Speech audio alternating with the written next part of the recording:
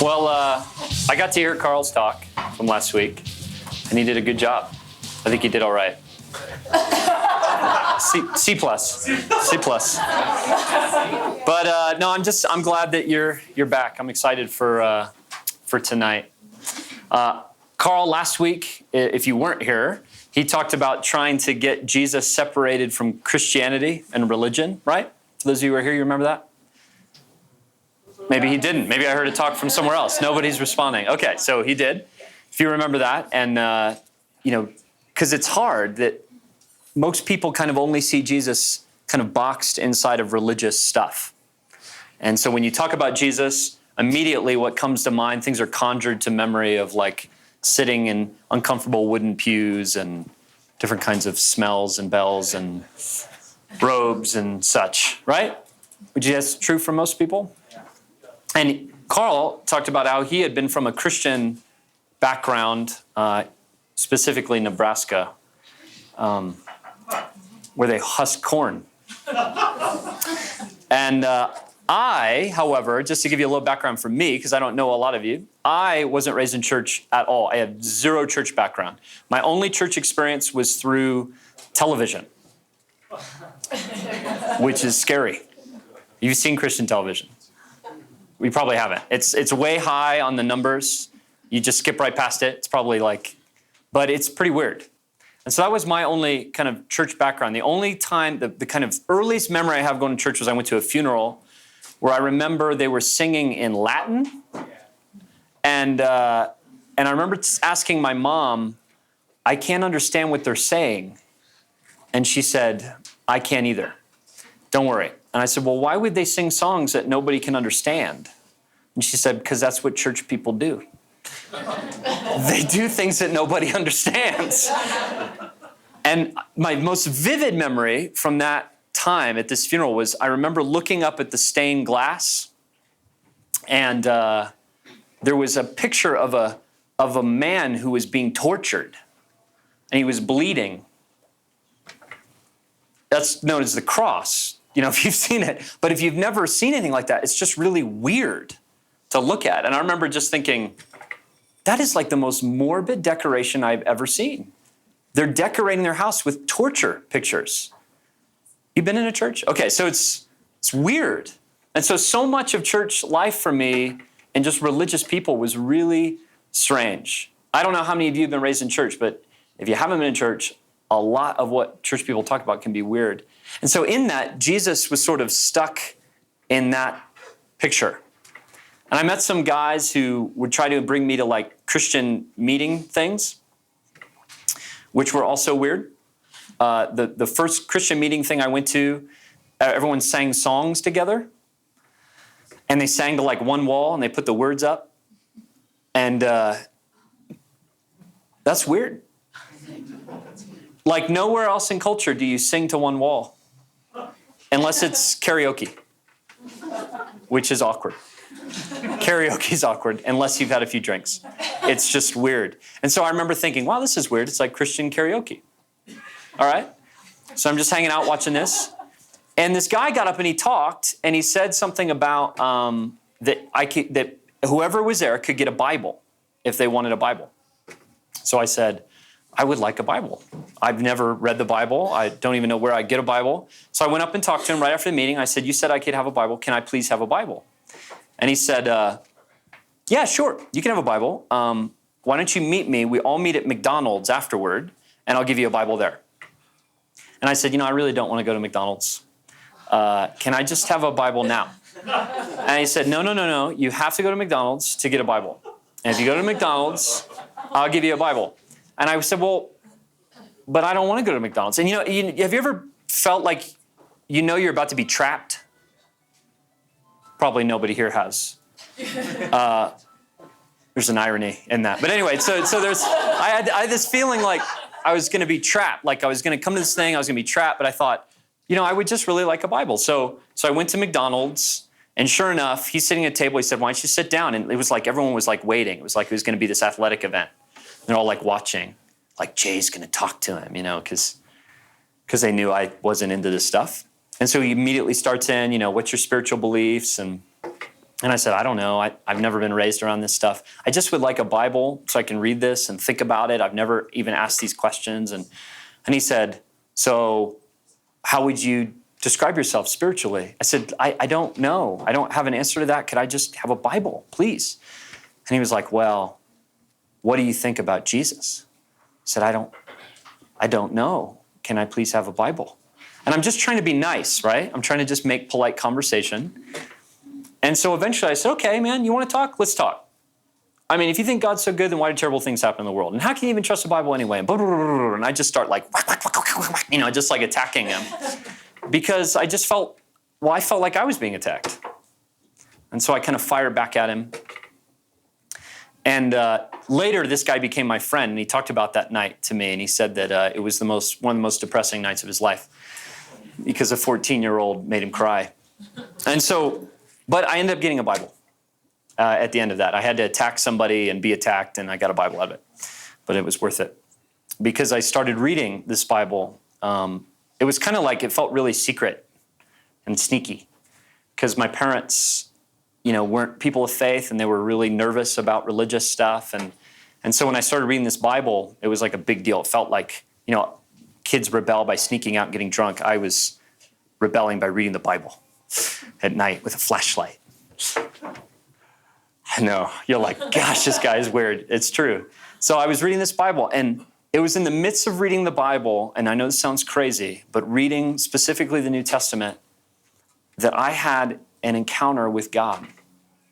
Something happened in the middle of reading the Bible that it was like the words on the pages just leapt up and grabbed a hold of me, grabbed a hold of my heart. And it was one of the strangest experiences. I was not anticipating it. I wasn't expecting it.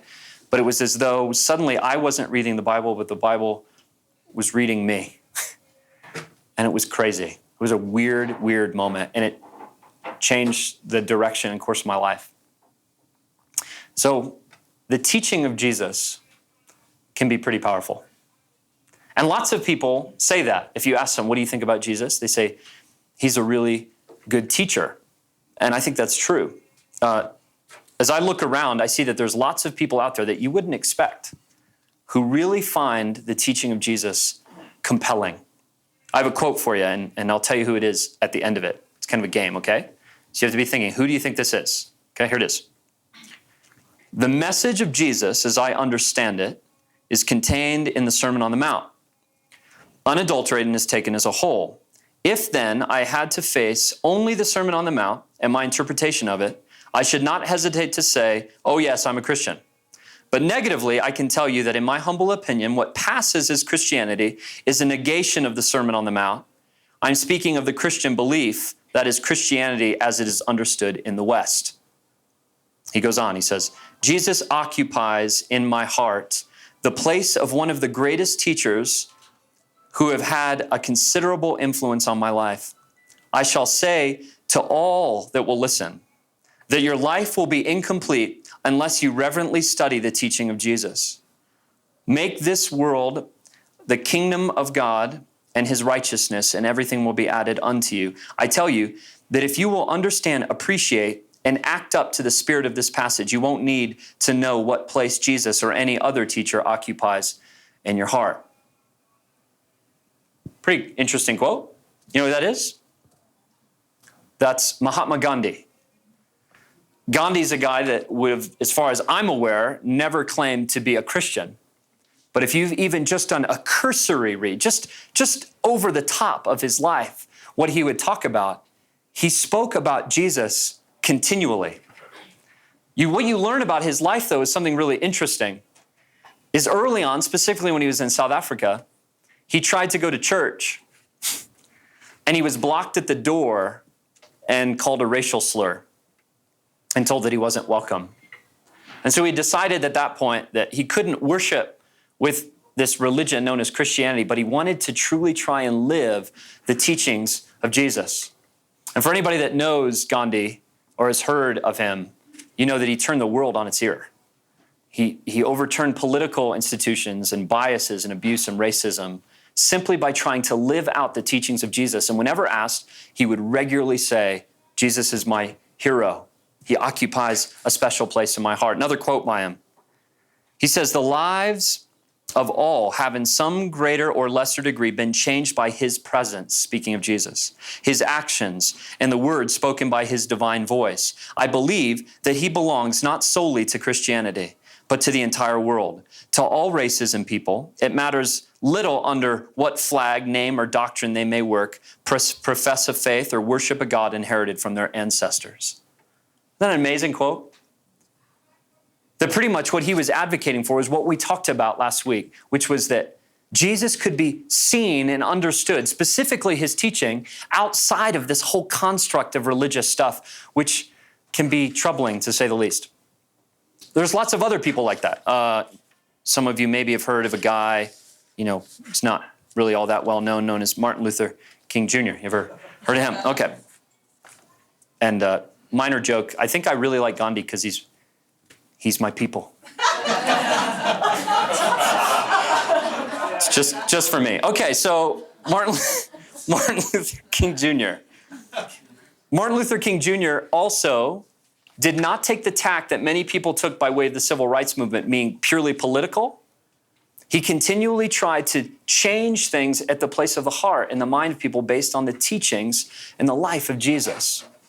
This is what made him so radical, that he believed that only true change happens from the inside out, that as we get in touch with the teaching of Jesus and we actually try to live it, we begin to be changed in our response to that. Here's a sermon he talked about. This is how he closed a sermon that I find amazing. In referring to Jesus, he says this. He says, there's a little tree planted on a little hill, and on that tree hangs the most influential character that ever came in this world, referring to Jesus. But never feel that this tree is a meaningless drama that took place on the stages of history. Oh no. He wouldn't preach it like this, by the way. It'd be a lot more interesting. Be like, oh no. So just try and get that from me. Okay. Oh no. It is a telescope through which we look out into the long vista of eternity and see the love of God breaking forth into time. It is an eternal reminder of a power-drunk generation that love is the only way. It is an eternal reminder to a generation depending on nuclear and atomic energy, a generation dependent on physical violence, that love is the only creative, redemptive, transforming power in the universe.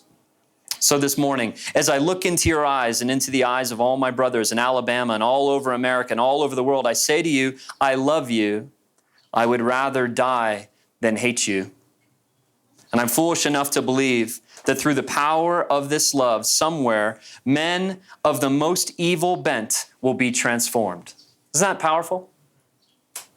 That through this love of understanding Jesus and living out the teachings that he talks about, people can be transformed. He finishes with a prayer. It's really powerful. He says, oh God, help us in our lives and all our attitudes to work out this controlling force of love, this controlling power that can solve every problem that we confront in all areas. Oh, we talk about politics. We talk about the problems facing our civilization. Grant that all men will come together and discover that as we solve the crisis and solve these problems, the international problems, the problems of atomic energy, the problems of nuclear energy, and yes, even the race problem, let us join together in a great fellowship of love and bow down at the feet of Jesus. The I have a dream speech. On and on. There are influential characters that just paint the story of history, that took the teaching of Jesus very seriously. William Wilberforce, who kind of encountered slavery and took it on head on and destroyed slavery. A man who said that he was inspired by the life and the teaching of Jesus. So, if that's true, why is it that nobody reads the New Testament? I think you could make a very simple case that the New Testament, simply the teachings of Jesus, and for some other people who read about him and knew him and then taught some other stuff, guys like Paul and some other people, why is it that it isn't read? I would commend to you the New Testament is quite possibly the most shaping document that has ever been in human history. It's definitely in the West. And now with the spread of the teaching of Jesus throughout the world, it is quite possibly the most shaping document on the face of the earth, and nobody reads it. Why is that? I think it's pretty simple. Because this same document that people have used to bring change to the world is the same document that they've used to kill people. And the same document that people have used to destroy slavery is the same document they use to institute slavery. And the same thing that they say frees people is the same reason why they imprison people. I can make it confusing, can't it? You can see why people might avoid such a topic. I mean, there's only a few things you're not supposed to talk about at parties, and one of them is what we're talking about right now, so kind of ruin the party.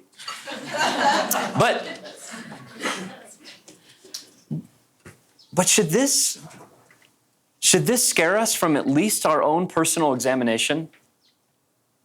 I mean, should we not at least be brave enough to read and consider the teaching of Jesus for ourselves? I mean, really try and figure out what he has to say, and specifically the really compelling things he has to say. You know, the things that motivated like a Ghandi and a Martin Luther King Jr. and a William Wilberforce, things like love your enemies. Man, you want to talk about a strong statement. Love your enemies. Pray for those who hate you. Would anyone say that we shouldn't live like that? I would say, no, that's just kind of dumb. I would much more advocate killing your enemies.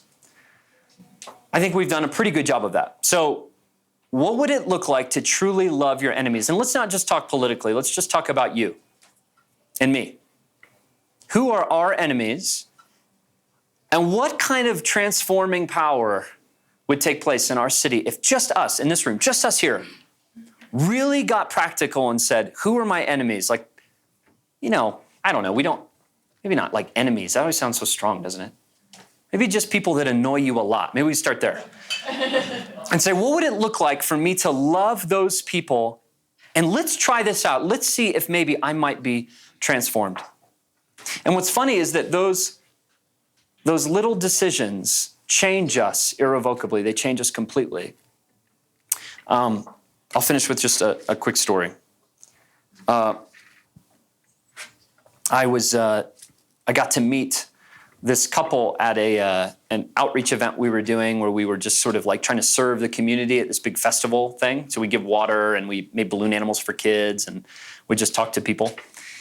Yes, we're weird. And so I'm there wearing this balloon outfit, you know, at this big fair. And because we're like identified with like Jesus stuff, people immediately kind of think you're religious. And so we're doing this thing. And so this couple comes up and they're like really angry, like immediately, because we're like identified with Jesus. And so they think we're Christians who want to beat up people. And this woman steps right in my face and says, I have a question for you. Do you think that I'm going to hell? Would anyone else like to answer that? You want to? So I'm like, wow, that's intense. And I said, man, that's like really intense. That's an intense question. I don't even know you. My name's Jay. And she went, no, I'm not even going to shake your hand until you answer my question.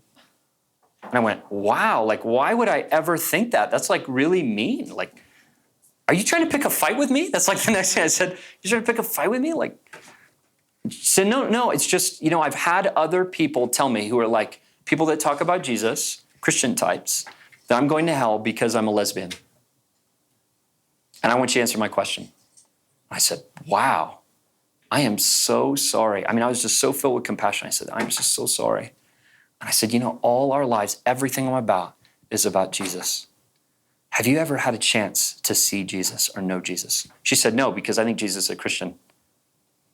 And I said, well, I don't. I think there's this other religion that people, they think they kind of own Jesus, and they just broker him out. I actually think Jesus is bigger than that. Have you ever taken a look at Jesus? She goes, no. I said, I would love to do that with you. Would you just meet with me and could we talk about Jesus? She's like, okay. And I thought, well, she's never going to call me again. She calls me up. We meet a few times. We're talking about Jesus together. And we got to a parable. I love the parables, which are just little stories Jesus tells. And he tells a story about the parable of the unmerciful servant about forgiveness and how forgiveness is really hard to do, forgive people that have hurt you. And then I said, I think forgiveness shows its work when you actually can bless someone. You can actually like give to them when they've hurt you. That it's just like, I forgive them. That's not forgiveness. It's forgiveness when you can bless them. And I said, who I think Jesus would have you forgive? I think Jesus would probably have you forgive Christians because they've been your enemy and they've made it hard for you to see Jesus. And she just tightened up and said, no way, never. I said, well, man, okay. Let's get some more coffee. It's like a really awkward moment. She's like, well, how could that happen? That doesn't even sound possible. I said, I think it can, because there's this weird thing where we get transformed as we try to respond to Jesus and what he teaches. And she goes, okay, I'll think about it. It's 4 days later, I get a call. And she's crying on the phone. I thought maybe she had gotten in a car wreck or she was injured or, people call you and they're crying, you think something's wrong. So I said, are you okay? And she said, well, I don't know. I think I'm going crazy. I said, what happened? She said, I don't know what you did to me. I didn't do anything to you. I'm like, I hope nobody's listening to this conversation. So I'm married, anyway. So what, I didn't do anything to you. So she says, I don't know what you did to me. I said, what happened? She said, well, I was at this thing where I was working with some people, and there were these Christians picketing outside where we were working, doing this kind of thing. And they had a big sign that said gay, and it said, got AIDS yet. And they were campaigning against us, doing all this stuff. And she said, and all of a sudden, the words that you spoke came to my heart. You might need to forgive Christians. And she said, so I stopped, and I started to gather together, like, all this stuff we were giving out, like coffee and water and some snacks and different things. And I walked out with tears running down my face, and I handed it to these Christians. I think Jesus would want me to forgive you because you've made it hard for me to know him, to even want to take a look at him. And she said, and you know what they did? They threw it away. And I said, oh, I'm so sorry. She said, no, don't be sorry. She said, you were right. Something switched over inside of me. It began to transform me. And Jay, I just feel bad for them. And I'm just praying that they might get to know Jesus the way I do. You want to talk about blowing apart religious stuff? I realized that I still have some religion in me because I was like, uh-oh. You didn't tell anybody, like, you know me, right? I don't want them picketing out in front of our place. So what does that do to you? What would it look like to just begin to try and apply this stuff? Could you do that? What kind of hurdles would that take? I know some of you hear that, and it might mean you have to forgive some religious people before you even can take a clean look at Jesus. Because all you see is him just trying to box you out. I have some questions I gave you at your tables. The questions are really simple. They're like this. First one is, why have there been so many different interpretations of Jesus' teaching? How can we grow in our understanding of what he intended and how we can live it out? Second question would be, why do you think that so few people have actually read the New Testament? What does this say about how people have applied the teachings of Jesus? Can that change? Why or why not? Third question, which 3 and 4 are the really important ones, I think, if we can get to them, is what have been your personal struggles with reading the New Testament?